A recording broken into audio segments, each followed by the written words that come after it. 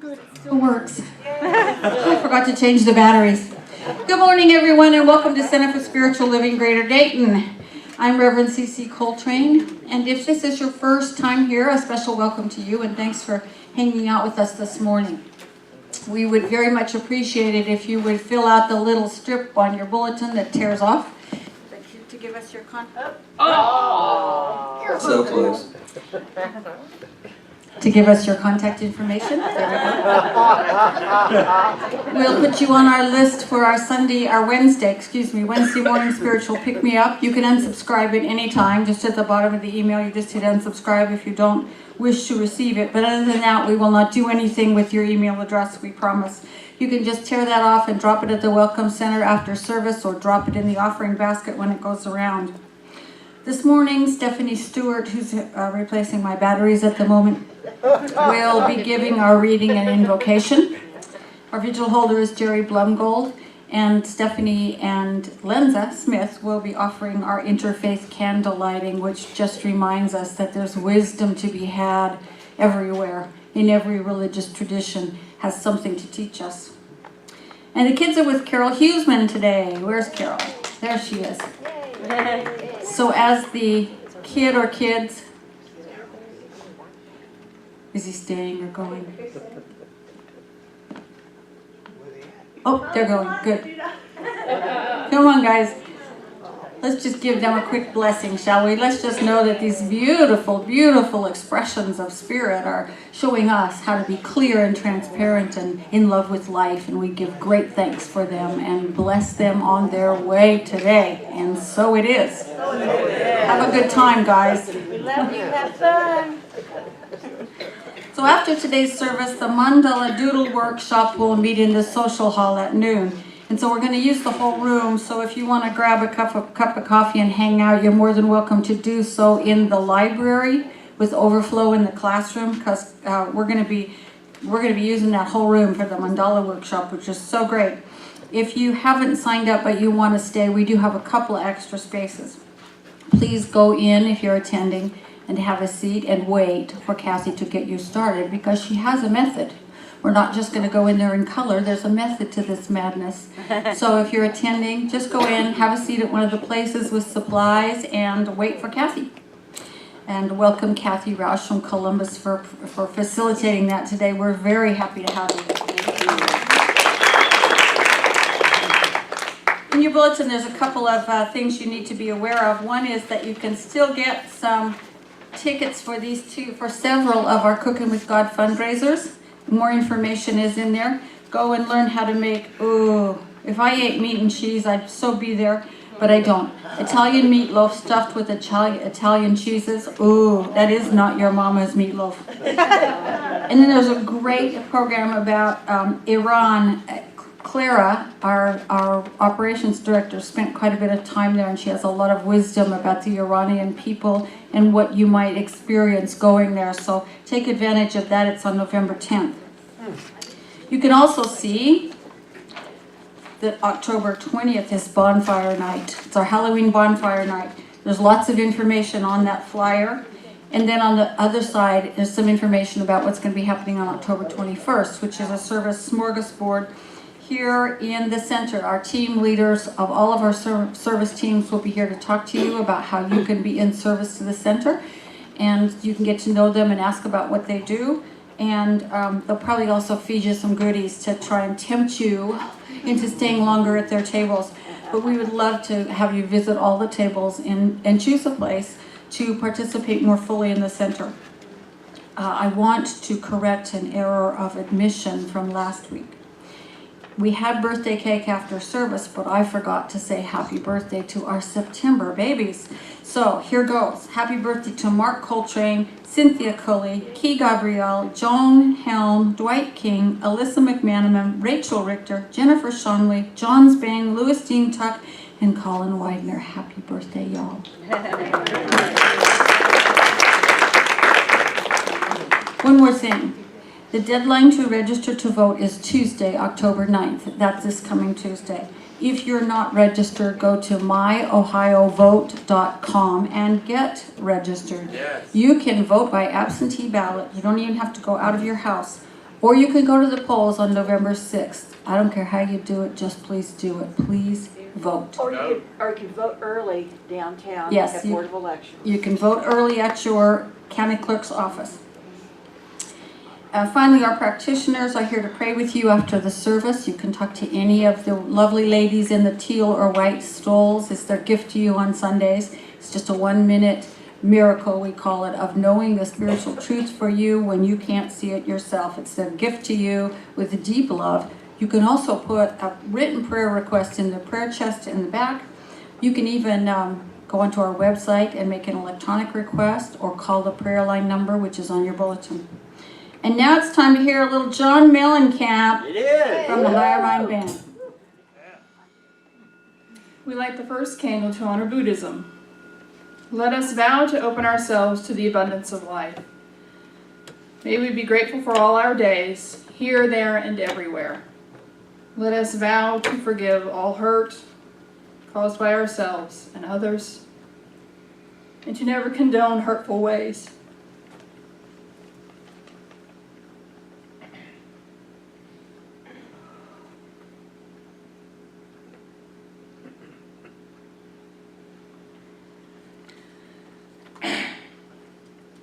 We light the second candle to honor Hinduism.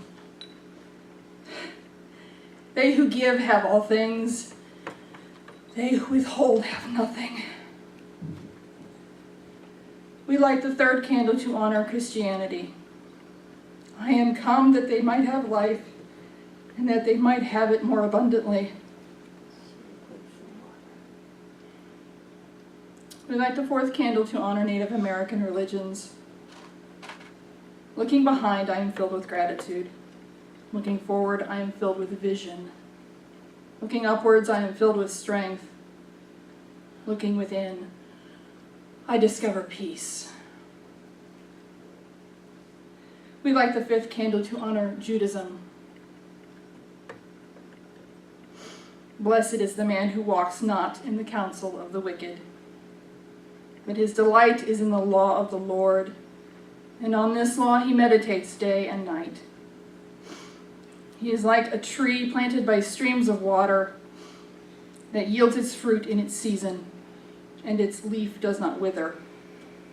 In all that he does, he prospers. We light the sixth candle to honor Taoism. Open the doors of abundance. Have plenty flow about me and fill me. Let my abundance be great. Make it flow to me with ease and beauty. And we light the seventh and final candle to honor Maori spirituality. May clarity be yours. May understanding be yours. Through reflection, through personal endeavor, through respect, the virtues which bind us together as one, may we be filled with well-being.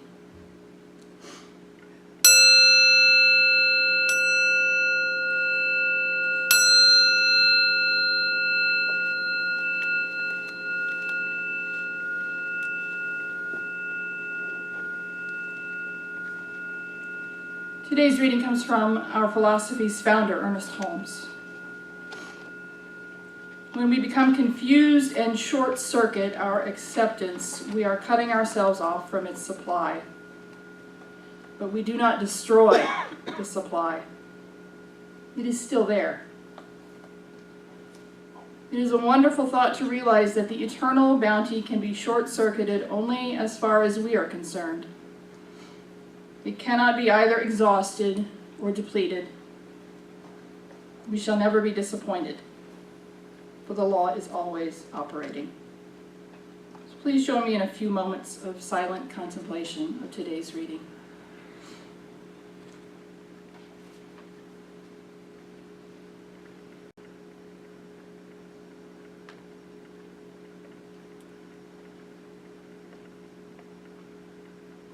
Centered here in this place, now I remind myself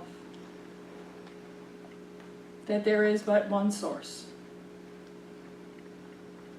That Spirit or God is all that there is.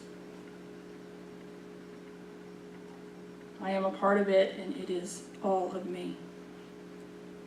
And that is absolutely true for everyone here present now.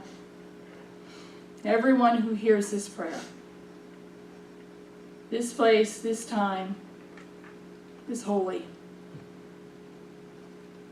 We are each a blessing, and we are each blessed.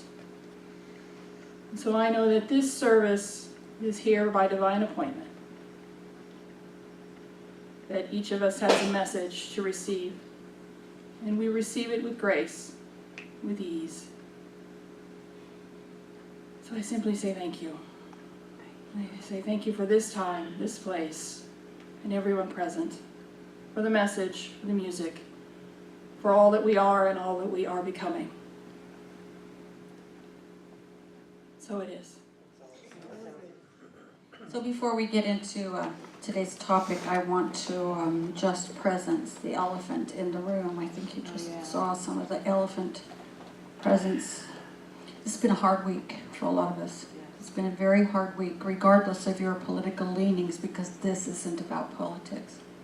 It's about humanity. Stop and think about what's happened in the last week. There was a woman who came before the Senate, before the TV cameras, before the whole world to talk about something that had happened to her, something she felt so strongly about that she was willing to put her whole life on the line to talk about it. And immediately after her testimony, a senator called her a liar, and the person she accused called her a liar, and then the president actually mocked her at a campaign rally. And the reason I say it's not political is because, yesterday I was at a rally, I spoke at a rally, and there was a young boy there mocking the president, and it hurt me. And I said, that's really not the way to get anything done. I think he was too young to understand. So it's not about politics, it's about human dignity. So many of us in this room have some small idea of how painful that was for Dr. Blasey Ford, because so many of us have experiences similar to hers. And so many of us, when we told somebody, we were not believed, we were not listened to. And I think most of us, women at least, have had similar experiences we've never told anyone about. My first remembered one, the first one I remember clearly, I was 10 years old. There were others before that, but I don't remember them clearly. And I still remember the shock and the shame of that. Most of us have been touched without our permission, or made to feel unsafe, or sexually assaulted. And there are lots of men in the room who've had similar experiences. So I just want to bring that out of the corner and into our view. Because, at times like this, we really need to hold on to each other and support each other and love each other and hear each other. We have to really remind each other, I see you, I hear you, and your life and your voice matter to me. That's what we have to do during these times, or it's just another bunch of hurt we have to carry around. So turn to somebody near you, all you good men out there, find a woman and look into her eyes. Find somebody and say to them, I see you. Out loud, come on, I see you. Uh-oh, it died again. Okay. Get them out of the container. In the far left-hand drawer, there's a box about it. I see you. Okay. I see you. I hear you. I hear you. Your voice and your life matter to me. Your voice and your life matter. Say it to somebody else. I see you. I see you. I see you. I hear you. I hear you. Your voice and your life matter to me. Your voice and your life matters to me. Just keep holding on to yourself, to each other. Reach a hand out to someone who might be hurting. This is an incredibly painful time, and there's so much healing we have to do as a culture, as a country, as a world. And we just helped each other take one step towards that healing, knowing there's somebody who sees us, someone who thinks we matter, Someone who can hear our voice matters to us. Thank you. I tricked her. I had bad half-used batteries lying loose, and I should take them all to the recycle bin, and I will do so. So take a breath with me. We just have to acknowledge those things sometimes. How much hurt there is around it, and how much unanswered pain there still is in many of us. In many of us. Are things changing? They are. I said yesterday when I spoke at that rally that Martin Luther King quoted a Unitarian minister who said the arc of the universe is long, but it bends towards justice. And if you look, you can see evidence of that. Sometimes it bends too bloody slow, but it's bending towards justice. And we have to just stand there and lean on the side of justice and hold each other up. You know, the veil's being lifted, and we have to just keep holding on to each other while it's lifted until we can see what we need to see and process what we need to process and hear from each other what we need to hear from each other. So thank you. So it's October already, hard to believe. And there are some people who stay away from the center in October because they think we're going to talk about money all month. And what I wonder is why people would want to avoid talking about money. You know, we're here about practical spirituality. How can our spiritual lives make our whole life better? And all you have to do is look around and see that our society has plenty of trouble with money. There's trouble getting enough, making enough money, feeling like we have enough money. There's trouble saving enough money. There's trouble deciding what is enough money. There's all sorts of issues around money. It ought to be something we talk about an awful lot because there are spiritual tools we can use to have a better life with money. So I want to begin today by talking first about something we don't often think about because our eyes are caught by the sparkly stuff that's everywhere around us. And that is that Spirit, God, the universe, this thing, this universal one, whatever you want to call it, is incredibly abundant. You can see it everywhere. We're surrounded by it. We're surrounded by this gorgeous display of abundance on our planet and in our skies. And even that isn't enough because faster than the speed of light, the universe is pushing itself outward and creating more and more and more space and time in which it can unfold. The abundance is constantly expanding. We forget about that. But that's what we want to experience, isn't it? That kind of sense of bounty. But somewhere between that great big idea and our own individual financial lives, we lose sight of that. We lose sight of this universe of abundance we live in, and that's why we talk about it, to remind ourselves of that. We use October to regain our spiritual sight about our financial lives. And in order to do that, I think we have to first get rid of some old ideas so that we can put new ones in their places. And I want to start with a couple of those. The first idea is this. The first idea we can pull up by the roots and put on the compost heap is that money equals abundance. Having money makes us abundant. Money does not create abundance. Abundance creates money. Money is an effect. It is not a cause. We tend to give it a power of its own that it doesn't have. We have a cultural idea that getting money creates abundance.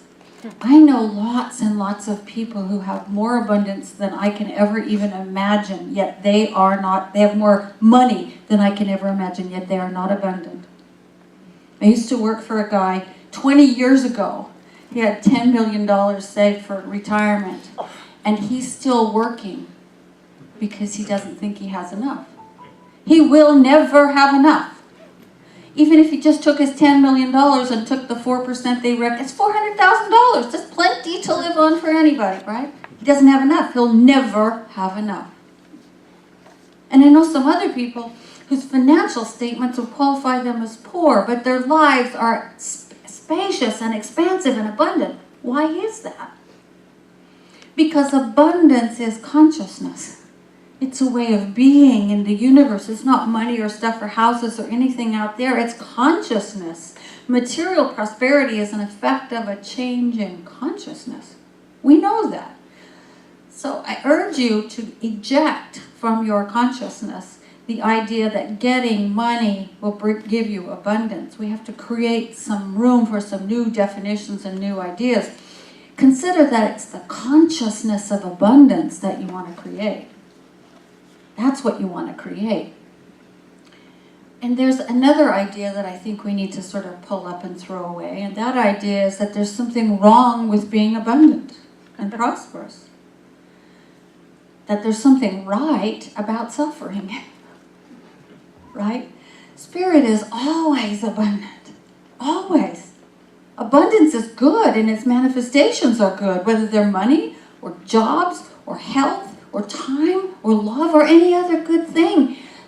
The universe, Spirit, God is abundant by nature, and so are we. And so are we. Suffering is unnecessary, right?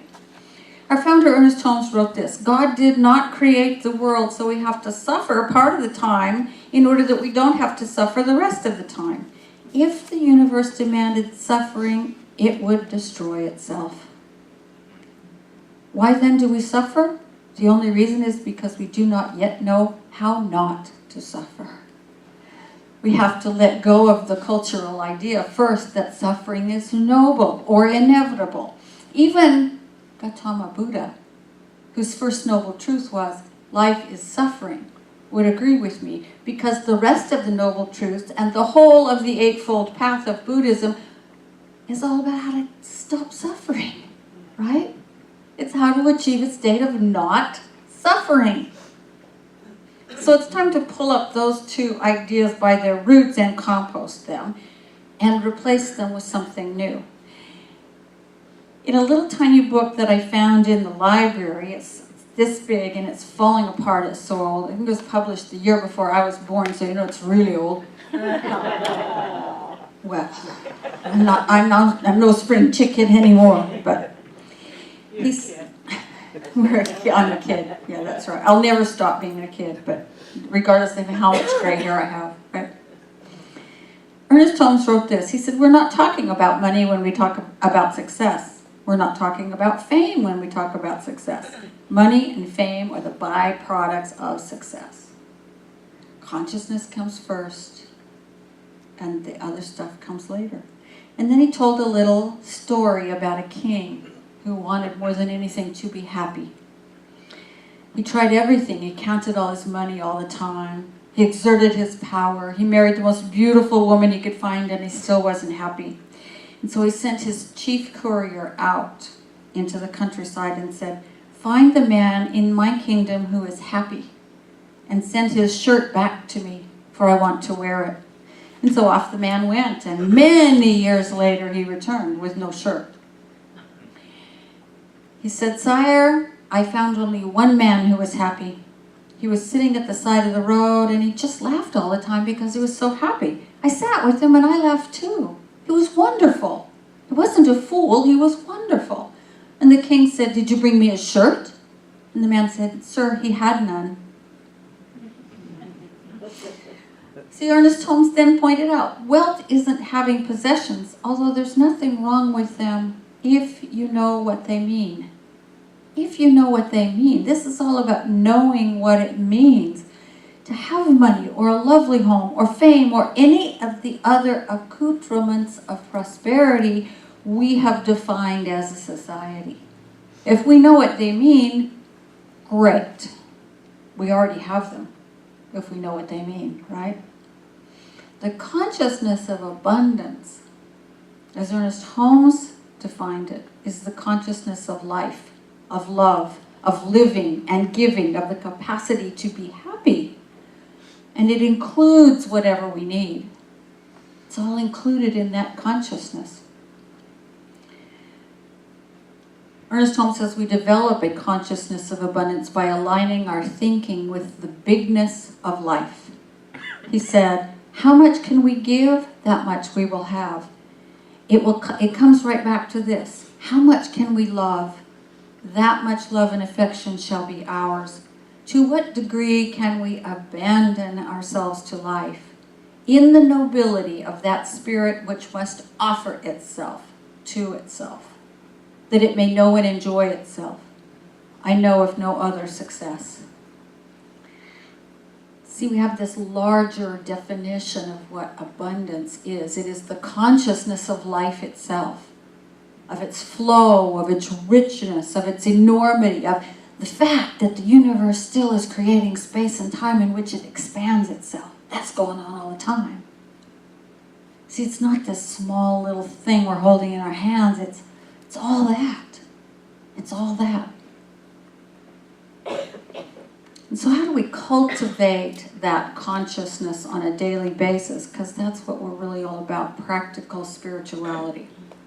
We know that once we cultivate a larger, more abundant consciousness, life follows, right? We know that.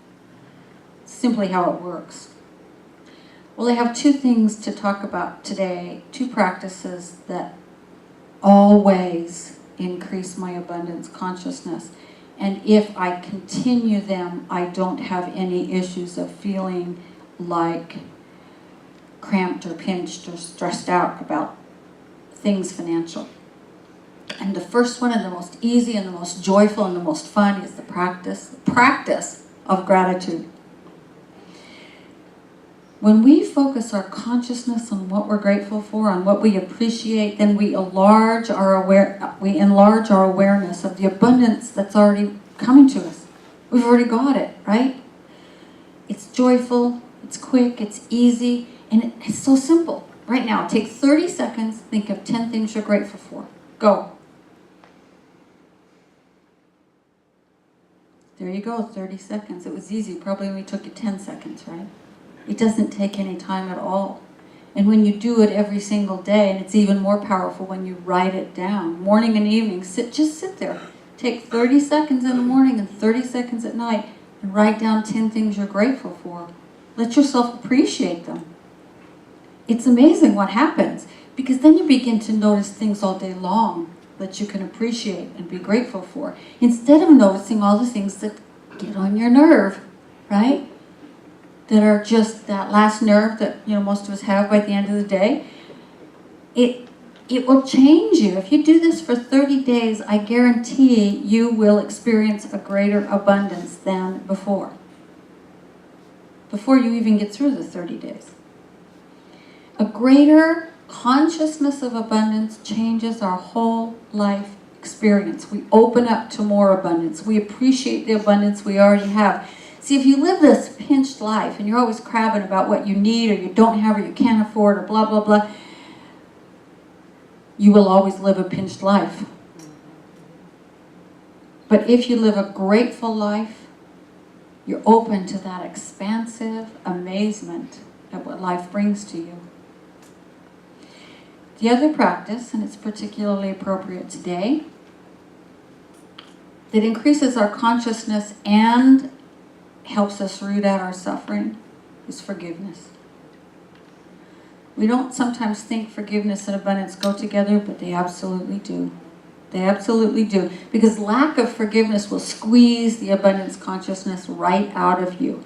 Because all we do, if we don't forgive, is relive over and over and over that thing that somebody did that was wrong. We suffer over and over and over again. It squeezes our ability to have a consciousness of abundance. And forgiveness is simple, but it's not easy. It's not easy. But when we make it part of our daily practice, it can become easier and easier and even automatic. Every once in a while, I find myself automatically forgiving someone, and I always stop to take note and go, oh, that was nice. It was nice not to turn it from upset into resentment. How do we forgive? Well, the first thing we have to do is bring up the thing or the person or the situation that we haven't forgiven. And I think it's important in that moment that we feel our feelings. That's part of why I did what I did earlier. It's important to feel the feelings attached to it. And then it's important to go beyond your feelings into why, what possibly could have motivated that person or that situation to happen the way it did. One of my gurus, Parker Palmer, says, when the going gets tough, turn to wonder. I wonder what's making them act this way. I wonder what's making that person do it this way. You wonder, and stop and think about someone that you really have a big resentment for. You can find in them traces of what they've been through, can't you? You can find in them traces of their own life experience that's scarred them. It's making them pinched. It's making them feel like this is somehow a good idea. When we can get to empathy, then we can forgive into love. We have to hold them there in our minds in this place of empathy until we can see ourselves approaching them and putting our arms around them with compassion and love. When we can forgive into love, we're free. We're free.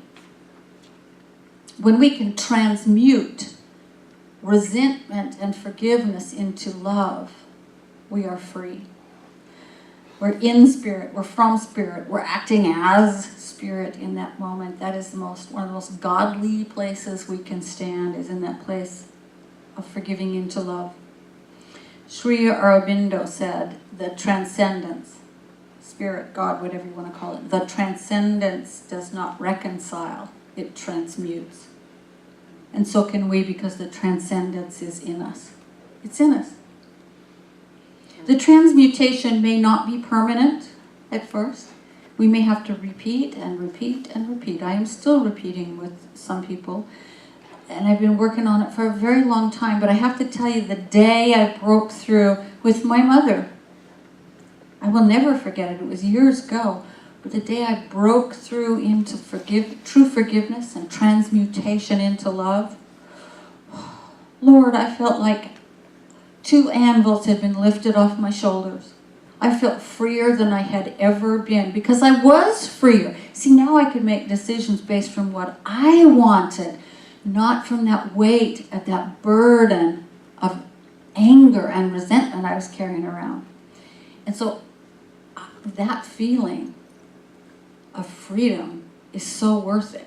It is so worth the momentary, how the hell am I going to forgive this guy or that woman or this situation? You can. You can. This is all for you. It's not about them at all. This is an act for your own freedom. When we can keep practicing until we get to the place where the person can walk in the halls of our minds unmolested by us, we are free. That's the point. When we can root out that pinched place in our own mentalities and replace it with the expansiveness of love, we are free. We're expanding. We're conscious of the abundance of the universe, because we get this like big, huge breath like we've never had before. When we can get to that spaciousness, we can begin to embody abundance as a way of being in the world. And you know what happens then? Life starts to show up that way. We start to experience abundance in ways we never thought about, in prosperity and more good than we can even imagine, right where we are. So I'm going to challenge us all this month to expand our own awareness into one of abundance, into one of gratitude, into one of constant forgiveness. Let's do it together and see what happens by Halloween, shall we? Let us watch our awareness for these ideas of suffering and resentment, for the notion that if we can just get more money, we'll be happy.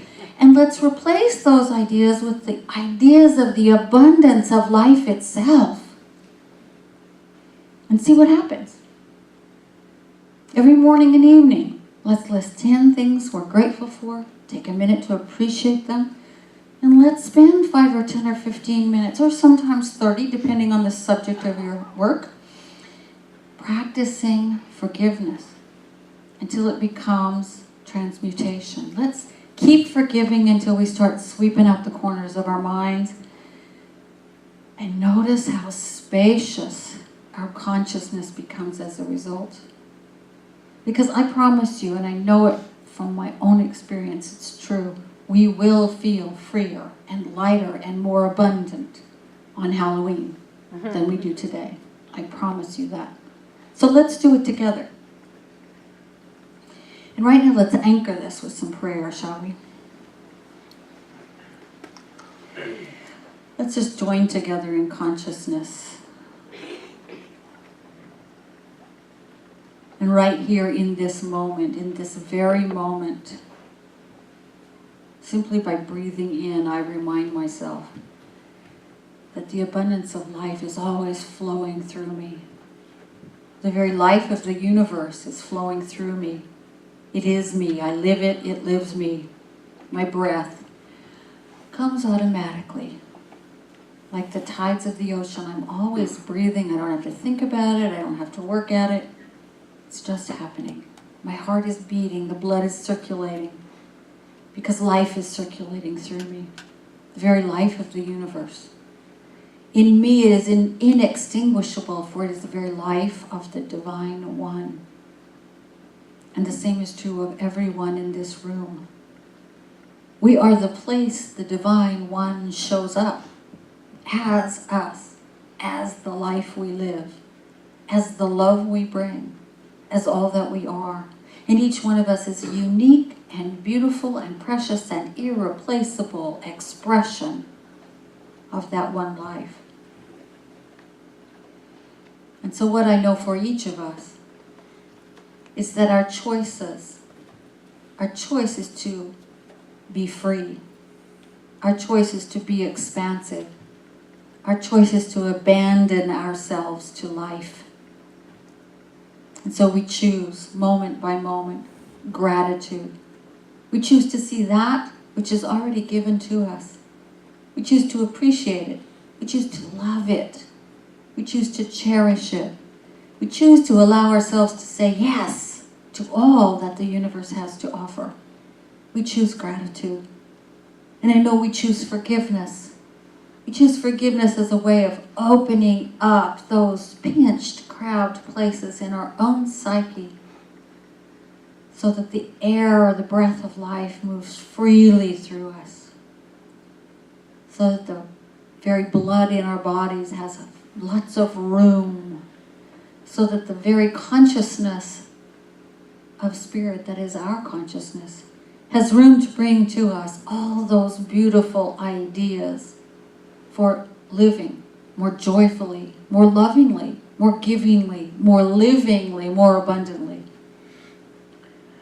And I know that as we make these choices, amazing things happen. Our lives open up in ways we did not ever even think of.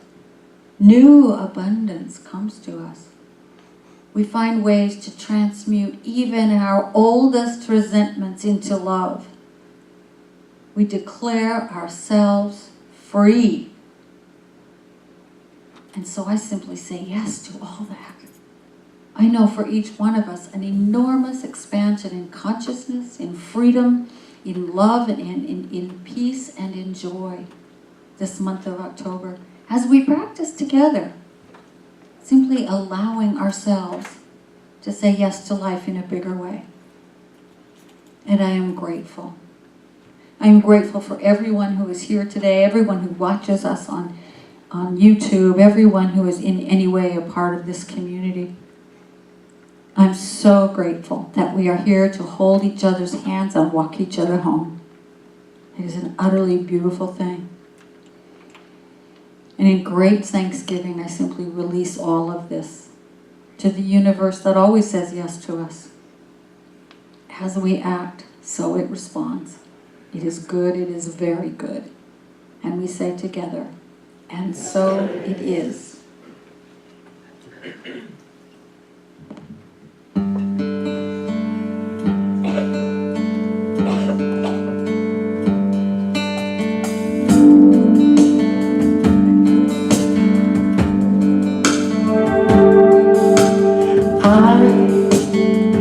am just a thread, a simple thread in this glorious web of life. We are all just drops within a stream flowing towards an ocean of life. We may forget where we come from. We may forget where we're going to. I might not see that you're a reflection of me as much as I'm a reflection of you.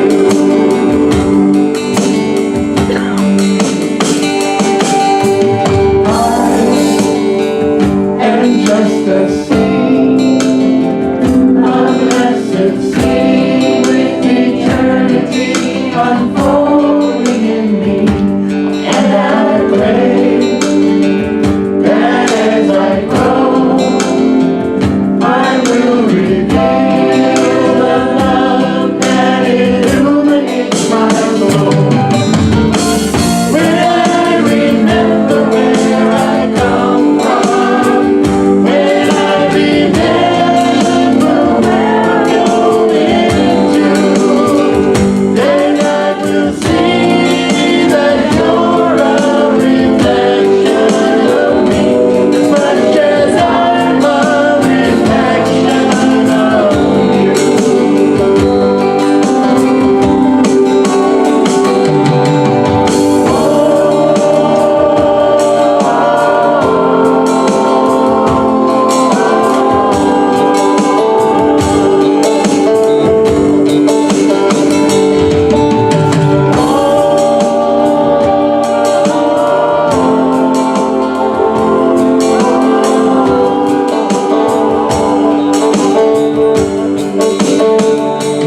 This is my simple prayer.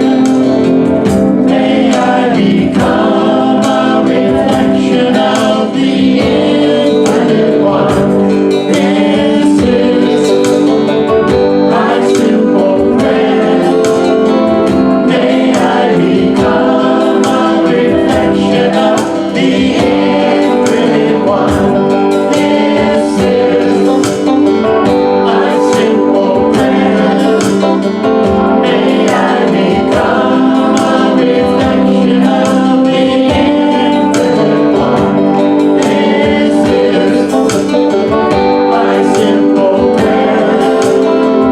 May I become a reflection of the Infinite